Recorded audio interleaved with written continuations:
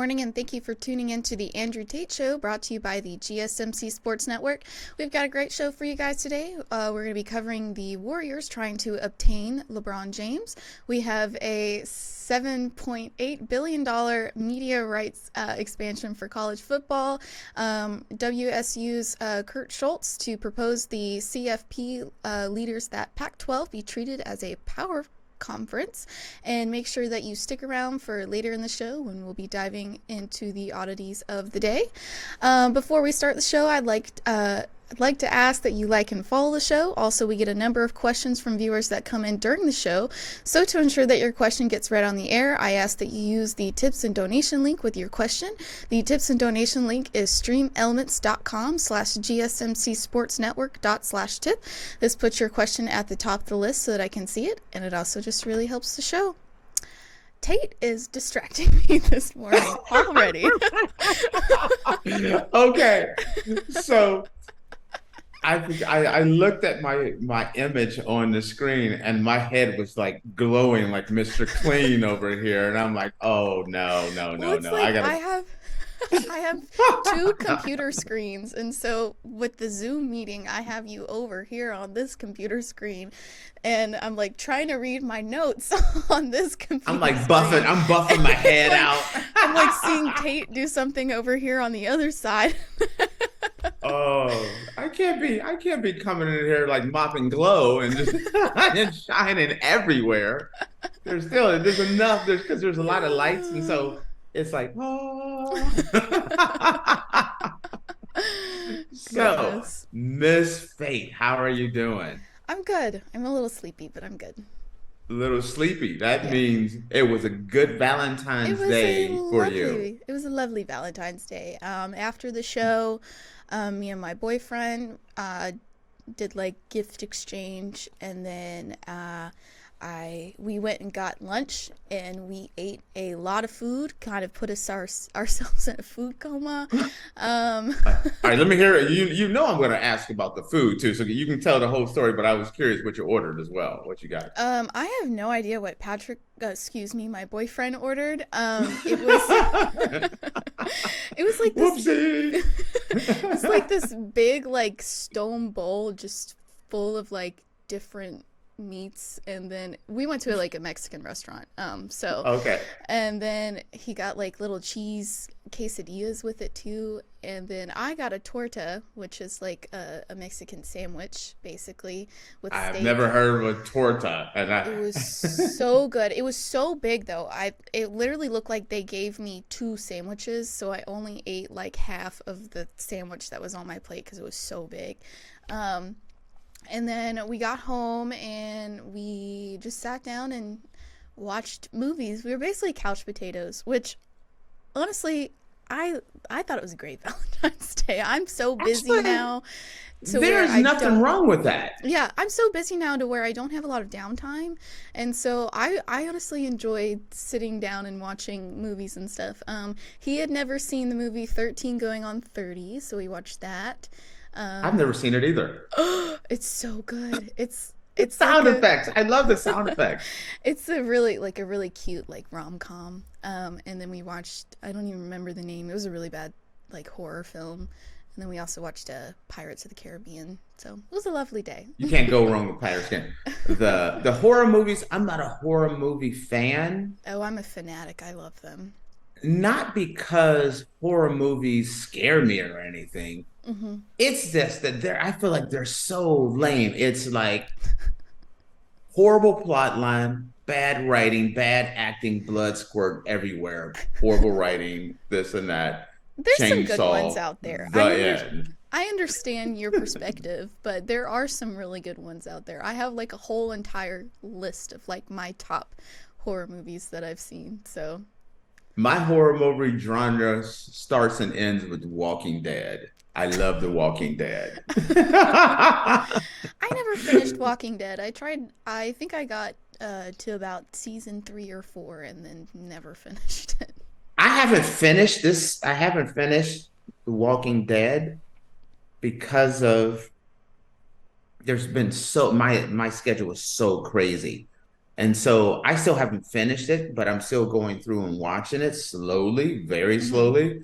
But then there's like 852 different spinoffs. And now I don't like, I'm like, okay, what do I do watch? Because I want to kind of watch them in order, Yeah. but they're like all over the place. So I have to catch up there. Mm-hmm.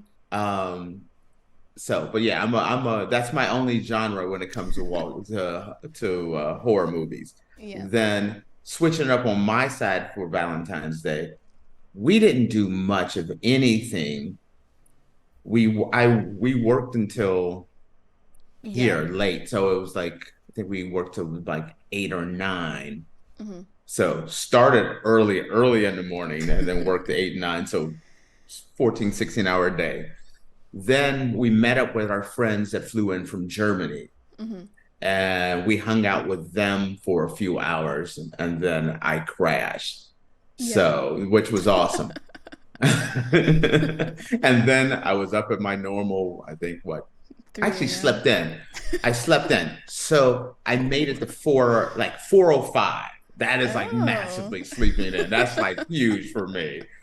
Um, but non-Valentine's Day, I have a confession to you today. Okay. I have seen the light. You've seen the light. I Of have what? seen, and it's not the glow off of my head. I have seen the light. I have been making fun of Beyonce and the country album. Yeah. I heard 2 songs off of it. I was like, damn, it's good. Has she released stuff? I didn't know she had released stuff. Yeah, I got to hear 2 songs and the I was like, whoa, and I really liked it. And I hate country music. Yeah, I don't like The country one music song either. I'd rather eat oatmeal than listen to country music. That's like because you eat oatmeal, you eat it because it's good for you, but it's absolutely uneventful. That's the way I feel about country music. Yeah. But Beyonce's, it was actually really good. Oh, I'll have to check it So out then.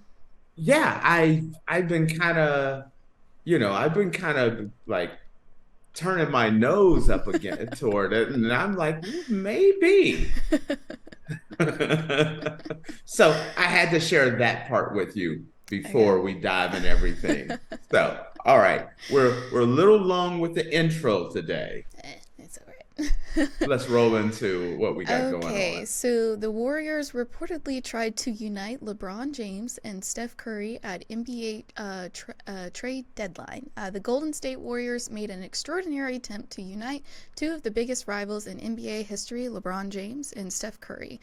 Speculation had mounted over the 39-year-old's future with the Los Angeles Lakers after he posted an image of an hourglass on social media before the trade deadline. The Lakers are ninth in the Western Conference this season, one place above the Warriors, who are on a 5-game winning streak. According to ESPN, Warriors forward Draymond Green, who shares with an agent with James, encouraged the team to reach out to the Lakers about a possible trade. Lakers owner Jeannie Buss said the team did not want to trade its biggest star, but was open to a deal if James was determined to leave. However, after reaching out to James' agent, Rich Paul, the message came back that he wanted to remain a Laker and had no desire to join the Warriors. Okay, first off, I'm going to start off by leading with honesty. I am a huge Laker fan. That is my basketball team. I love the Lakers.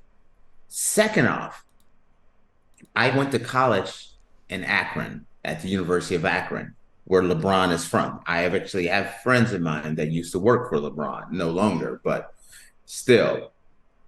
So I have a lot of, feelings on this one. Mm-hmm. But imagine, the trade didn't happen, and there's a lot of things you can unpack with this. But man, that would be mind blowing if they really did. Let's say LeBron said yes, and they united Steph Curry and LeBron. First off, they both started their life in the same place. Do you realize that? Mm-mm. They were both born in the same hospital in Akron, Ohio. Oh, Wow. So, and then they finish their careers together. That would be nuts. Yeah. Absolutely nuts. A lot of people don't realize that they both were born at in the same hospital. Um, so even, as a University of Akron guy, an Akron guy in general, we can kind of claim both of them, which is kind of cool. This trade, my first thought when I heard this was I was shocked that the 76ers and the Golden State Warriors had reached out. And this was kind of brought on because of some of the things. LeBron has been notorious for passive aggressive tweets and things. He never comes out and be like, you know what, I want out of here, or no, I'm not re-signing, or I'm not happy. He's very good at managing his image. And so that hourglass, everyone got to look at the tea leaves and kind of figure out like, hey, maybe he wants out. Now, part of me, when I look at it, this would have been really amazing story for having LeBron and Steph Curry and Draymond Green together. Did you notice I said LeBron, Steph Curry, Draymond Green? Because one of the big three would have had to leave. And that meant that Klay Thompson would have had to leave.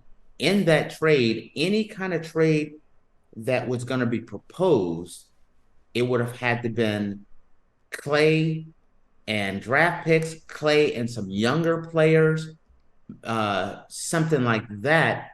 So that kind of shows with what's been going on with Golden State and the fact that Klay has talked about possibly having to take a lesser role. I don't know. This conversation shows me that Klay Thompson is not loaned for being in Golden State. That's what it told me. It also shocked me that the Lakers didn't just squash this like a bug right out the gate and be like, are you crazy? No, we're not gonna. It took 24 hours for them to make that decision. If somebody called me up and said, hey, Tate, are you willing to sell me your wife? I'd be like, are you out your damn mind? No. Or even something that matters to you. Uh-huh. LeBron is their franchise player. LeBron is the guy that broke the record. The fact that it wasn't like, if you go to any team right now, and if you went to, let's say, Milwaukee and said, hey, are you willing to trade Giannis? This would be a thanks for the call, no thank you. Mm-hmm. If you called the Kansas City Chiefs up and said, hey, we want to trade for Patrick Mahomes, it would have been like, ha, ha, ha, nope, see ya. Don't you feel kind of like there's something to it? The fact that it took 24 hours? Mm-hmm. It wasn't an automatic no. It was, hey, reach out. Then they had Draymond reach out. Then Jeannie Buss got involved. And then they had to talk to the agent. Hey, is LeBron happy here? It sounds like, hey, if you're not happy, we're willing to do this. Mm-hmm. You agree? It wasn't a straight no. This is a non-starter.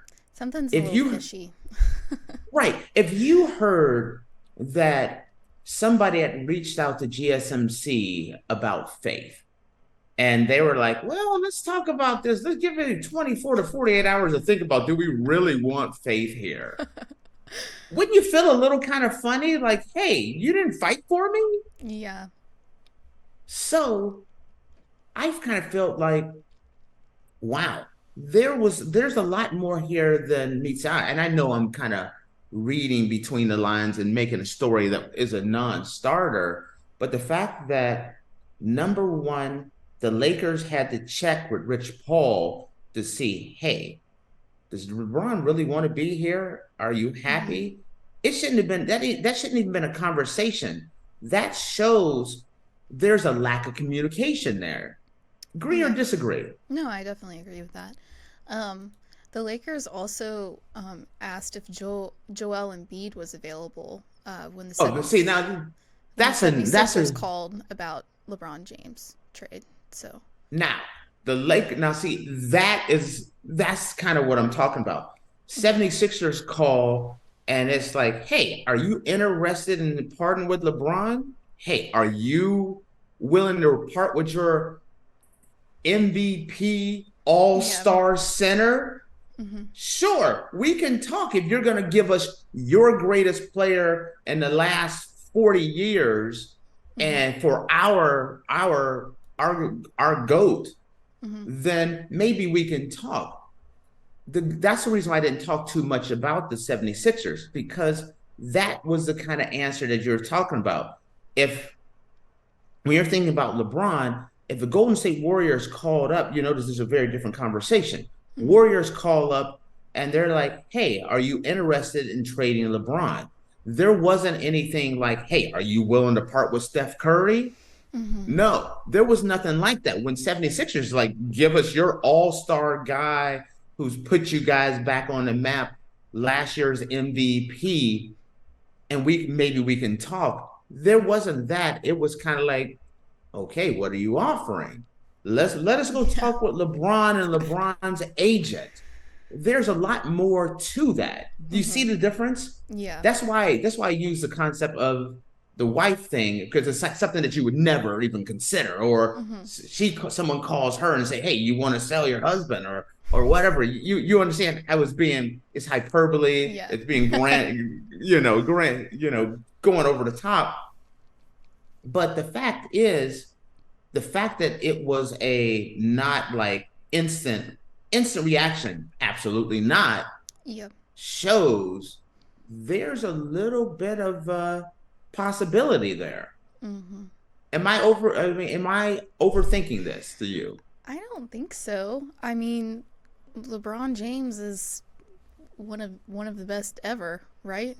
Greatest of all One of time. the top one he LeBron's in everyone's top 1 to 4, no Yeah. matter even if you hated LeBron James's guts and you were Hmm. gonna say, name your greatest basketball players of all time.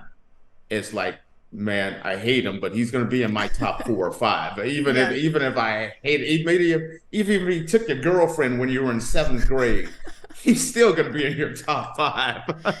Yeah, so I definitely agree with you. It seems a little fishy that they didn't like 24 automatically. hours. Yeah, they didn't automatically like, nah, sorry, we can't do that. They like ran it by him and was like, are you like, do you want to go over there, And so, That's what I said. The 76ers made sense. Hey, you gonna part with Joel Embiid? yeah. Okay.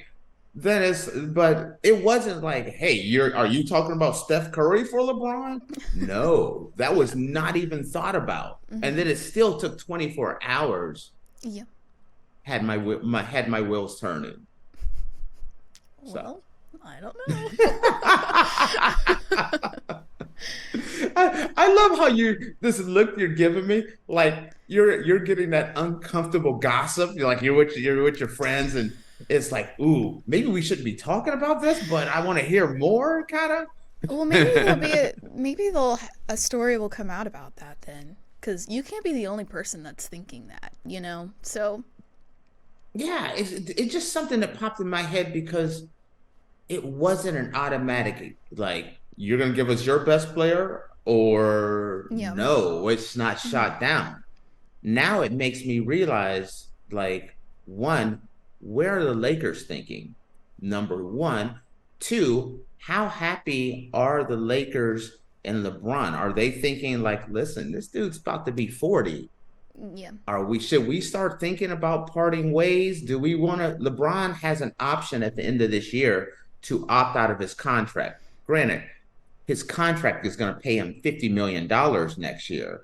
But the Hmm. fact that there's a possibility that he may opt out, the fact that, here's another one, since Team USA, LeBron, Steph Curry, Draymond Green are going to be all kind of cozy and playing together uh, this summer. They're hanging out. They start talking. Could that actually come up again? I don't know if this is the last time we're going to hear this conversation. Probably not, honestly. All right. I've covered that enough then. All right. Alrighty, guys. Well, with that, we're going to take a quick break. And when we come back, we'll be discussing the $7.8 billion media right expansion for college football playoff.